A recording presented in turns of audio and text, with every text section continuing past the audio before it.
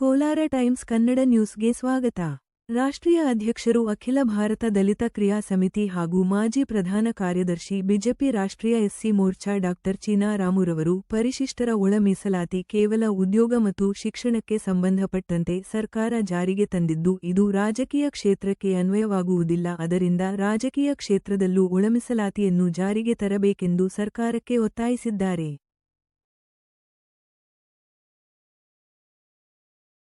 ಇವತ್ತು ಮೀಸಲಾತಿ ವರ್ಗೀಕರಣ ಆಗ್ತಾ ಇರೋದು ಯಾವ ವಿಷಯದಲ್ಲಿ? ಉದ್ಯೋಗ ಮತ್ತು ಶಿಕ್ಷಣಕ್ಕೆ. ರಾಜಕೀಯ ಮೀಸಲಾತಿ ಬಗ್ಗೆ ಕೊಟ್ಟಿಲ್ಲ ಅವರು. ರಾಜಕೀಯ ಮೀಸಲಾತಿನೂ ತರಬೇಕು. ಬೆಂಗಳೂರಿನಲ್ಲಿ 3 ಮೀಸಲು ಕ್ಷೇತ್ರಗಳಿದ್ದಾವೆ: ಪುಲಕೇಶಿ ನಗರ, ಸಿ ವಿ ರಾಮನಗರ, ಮಹದೇವಪುರ. 3ರಲ್ಲೂ ಅಲ್ಲಿ ಅಲ್ಲಿ ಅಲ್ಲಿ ಒಲೆಯರಿಗೂ ಬರಬೇಕು, ಮಾದಿಗರಿಗೂ ಬರಬೇಕು ಮೀಸಲು ಕ್ಷೇತ್ರಗಳು. ರಾಜಕೀಯ ಮೀಸಲಾತಿ ತರಲಿಲ್ಲ. ಇದ್ರ ಬಗ್ಗೆ ಜಾಗೃತರಾಗಿಲ್ಲ ಜನ ನಮ್ಮವರು. ಬರೀ ಉದ್ಯೋಗ ಮತ್ತು ವಿದ್ಯಾಭ್ಯಾಸಕ್ಕೆ ಮಾತ್ರ ಮೀಸಲಾತಿ ಕೊಡ್ತಾರಂದ್ರೆ ಅದಕ್ಕೆ ಕುಣಿದು ಬಿಟ್ರೆ ನಾವೇನಾಗಬೇಕು? ಬಾಬಾ ಸಾಹೇಬ್ ಅಂಬೇಡ್ಕರ್ ಅವರು ವಿಷ ಕುಡಿದು ನಮ್ಗೆ ಅಮೃತ ಕೊಟ್ಟಿದ್ದಾರೆ. ಈ ಅಮೃತದ ಪಾಲು ನಿಜವಾದ ಬಡವನಿಗೆ ಹೋಗಬೇಕು. ಇವತ್ತು ಮೀಸಲಾತಿನಲ್ಲಿ ರಾಜಕೀಯ ಮೀಸಲಾತಿಗೂ ವರ್ಗೀಕರಣ ಆಗಬೇಕು. ನಮ್ಮ ಅಖಿಲ ಭಾರತ ದಲಿತ ಕ್ರಿಯಾ ಸಮಿತಿ ರಾಷ್ಟ್ರ ಮಟ್ಟದಲ್ಲಿ ಇದೊಂದು ಹೋರಾಟ ಮಾಡ್ತಾ ಇದ್ದೀವಿ. ಈಗಾಗಲೇ ಸುಪ್ರೀಂ ಕೋರ್ಟಲ್ಲೂ ಕೇಸ್ ಹಾಕಿದ್ದೇನೆ. ಸುಪ್ರೀಂ ಕೋರ್ಟಲ್ಲಿ ರಾಜಕೀಯದ ಮೀಸಲಾತಿಯನ್ನು ಪ್ರಶ್ನೆ ಮಾಡಿದ್ದೀನಿ.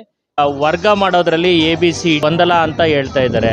ನಾಗಮೋಹನ್ ದಾಸ್ ಅವರು ಆಯೋಗ ಅಂತ ಮಾಡಿದ್ಮೇಲೆ ಆತ ಒಂದು ನಾಜೂಕಾಗಿ ನಾಟಕ ಆಡ್ಬಿಟ್ಟ. 101 ಜಾತಿಗಳನ್ನ AKAD 2 ಜಾತಿಗಳೆಲ್ಲ ಅದು ಪಂಗಡ ಅಂತ ತಿಳ್ಕೊಂಡು ಪಕ್ಕಕ್ಕಿಡಿ AKAD 2ರಲ್ಲಿ ಇರ್ತಕ್ಕಂಥ ಉಪಜಾತಿಗಳು ಮಾತ್ರ ಬರ್ಸಿ ಅಂತ ಹೇಳಿದಂಥ ವ್ಯಕ್ತಿ ಕೊನೆಗೆ ಏನು ಮಾಡ್ದ? AKADಗೆ 1% ಮಾಡಿಬಿಟ್ಟು ಮೀಸಲಾತಿನೇ ಗೊಂದಲ ಮಾಡಿಟ್ಟು 6% ಮಾದಿಗರಿಗೆ 5% ಒಲಿಯರಿಗೆ ಅಂತಂದಾಗ ಒಲಿಯರೆಲ್ಲ ಜಾಗೃತರಾದರು. ನಾವು ಜಾಸ್ತಿ ಇದ್ದೀವಿ, ನಮ್ಗೆ ಯಾಕೆ ಕಮ್ಮಿ ಕೊಡ್ತೀರಾ ಅಂತ. AKAD ತಂದ್ಬಿಟ್ಟು 6% ನೀವು ಯಾರು ಅಂತ ಹೇಳಂಗಿದ್ರೆ ಸಿದ್ದರಾಮಯ್ಯನು ಯಾಕೆ ನಮ್ಮ ನಾಗಮೋಹನ್ ದಾಸ್ ವರದಿ ತರಬೇಕಾಗಿತ್ತು? ಅದನ್ನೆಲ್ಲ ನಾಟಕ ಆಡಿದಂಥ ಕೆಲಸಗಳು ಮಾಡ್ತಾ ಇದ್ದಾರೆ. ಜೈ ಭೀಮ್. ಜೈ ಭೀಮ್.